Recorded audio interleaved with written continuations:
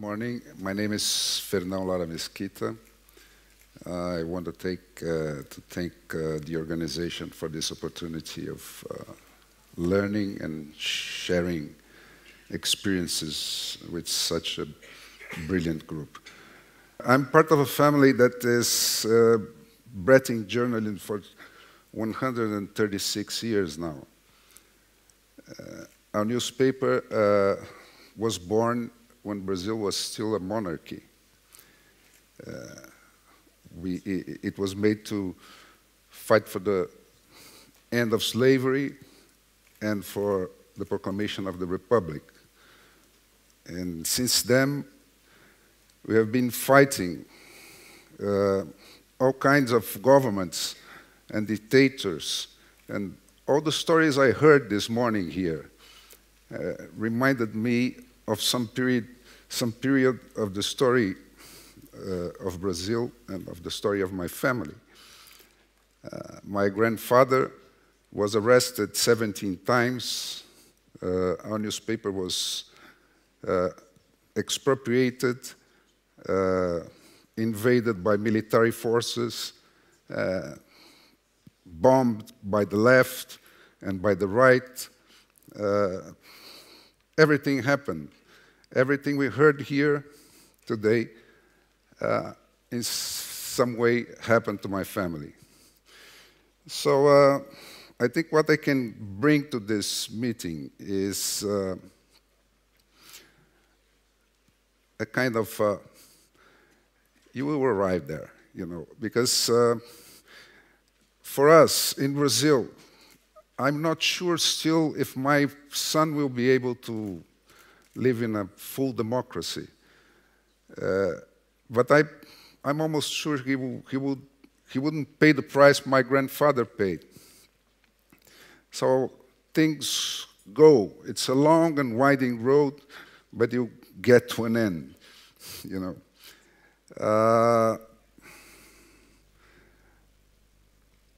I think there is one thing, today we heard about Latin America. Latin America is in the lowest point, maybe in a decade, on freedom of speech. Those elected autocrats are in an open war with the press all over, with different grades of violence applied. But in Brazil, we appeared in the green space of the map in one of the presentations today, meaning that we are already in a full democracy. It's not exactly like that. You have a fair control of the press there, subtle ways of doing the thing. The Portuguese invented quite an insidious way of corrupting the whole country, socializing the small privileges. Everybody there gets a small privilege, and that divides the country because everybody keeps fighting to keep this small privilege for the big ones to remain in the hands where they ever were. I think the new fact that makes me afraid today is what's happening in the economy.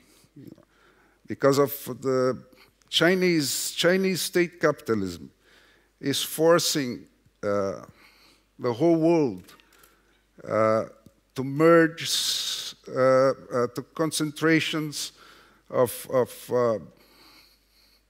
corporations melting together to face that big corporations, Chinese corporations, and this leads to monopolies. This leads to concentration of wealth. And I think we exert our liberty as consumers and workers in those two universes. And what's happening is that the market for consumers and workers are getting, the choices are being reduced.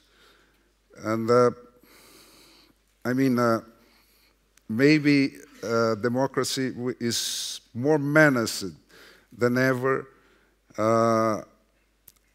by suppression of habitat, because the habitat of democracy is a diversified market.